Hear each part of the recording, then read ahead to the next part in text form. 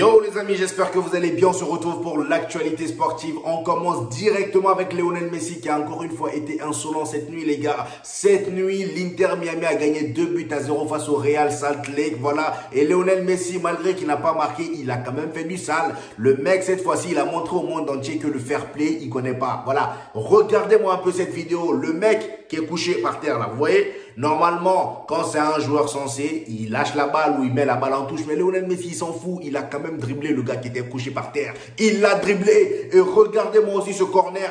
Le mec, il a tiré un corner. Il a failli marquer un corner direct. Ça allait taper le poteau. Pong. Regardez-moi ça. Regardez-moi ça. Allez, tiens. Franchement, Lionel Messi, est-ce qu'on peut être à l'aise balle au pied comme ça? Franchement, on enchaîne les gars avec le match d'hier. Parce que hier, il y avait la Ligue des Champions. Porto face à Arsenal et le FC Barcelone face à Napoli. Franchement, le match du Barça, on va en parler. C'était trop ennuyant. On va d'abord parler du match de Porto, les gars. Arsenal s'est fait tenir en échec par Porto. Voilà, Porto qui a marqué à la dernière minute, on va dire à la 93e ou 97e minute par Galeno. Superbe but de Galeno d'ailleurs. Franchement, je pense que ce but-là restera dans les annales de Porto. Franchement, le but, il était magnifique. Si j'ai les images, je vais vous la montrer. Franchement, le but, il était incroyable. Et aussi, on ne peut pas parler du match d'hier sans parler de Pepe, les gars. Franchement, Pepe, le poteau, il a 40 piges. Là, il arrive bientôt à 41 ans. Le mec, il a bientôt 41 ans, mais il est quand même dans l'élite. Il joue toujours dans l'élite. Le match d'hier était juste exceptionnel.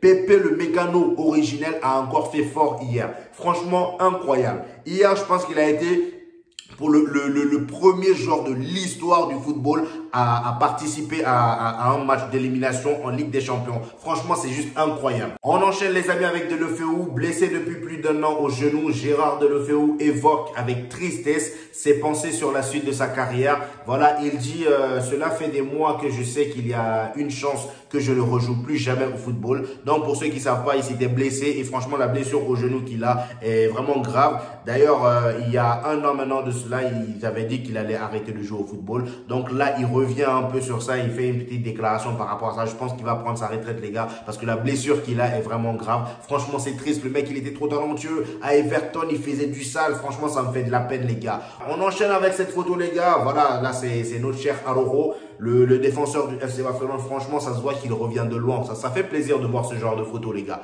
Araujo revient de loin et ça se voit pourquoi.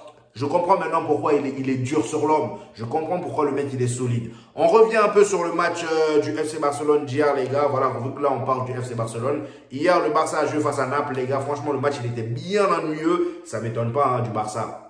Mais franchement, je vais pas vous mentir, ça m'a quand même déçu de voir deux clubs qui ont terminé champions de leur pays la saison dernière faire un match comme ça. Franchement, le match, il était ennuyeux. Franchement, Robert Lewandowski, il a marqué un but. Mais le Barça, les gars, faut se dire la vérité, ils ont trop raté. Ils ont trop raté. Ça fait pitié de voir le FC Barcelone en arriver à là. Offensivement, franchement, c'est pas terrible. Lamine Yamal, hier, n'était pas au rendez-vous. C'est celui qui, on va dire, débloque les situations habituellement en ce moment. Mais là, hier, franchement, il n'était pas au rendez-vous. Et l'égalisation de Naples, franchement, c'est critique parce qu'il y a beaucoup de critiques autour de ça. Parce que là, je pense qu'il y a faute. Il y a clairement faute. Il y a Osimhen qui pousse carrément Inigo Martinez et on voit très bien comment il le pousse. Et je vois pas pourquoi l'arbitre, je comprends pas pourquoi l'arbitre n'a pas sifflé. Voilà, c'est déjà passé, on va pas polémiquer là-dessus. On enchaîne officiellement les gars avec Joe Hart. Vous connaissez Joe Hart, l'ancien gardien de l'Angleterre. Donc c'est officiel, Joe Hart prendra sa retraite à la fin de la saison. Voilà, c'est un gros gardien aussi qui prend sa retraite après Gianluigi Buffon.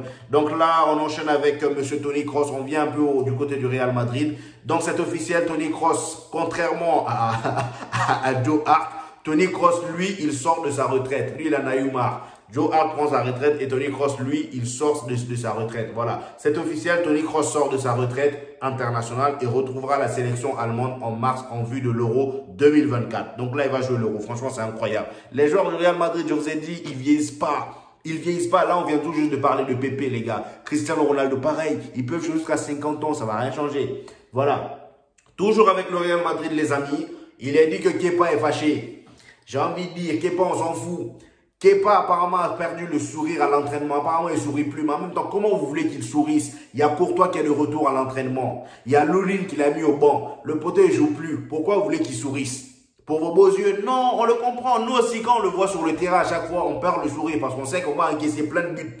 On sait qu'on va encaisser des paniers de buts, franchement. Donc, ça sert à rien de faire ton énervé. Reste tranquille. Tu es au Real Madrid, c'est pas Chelsea ici. Voilà.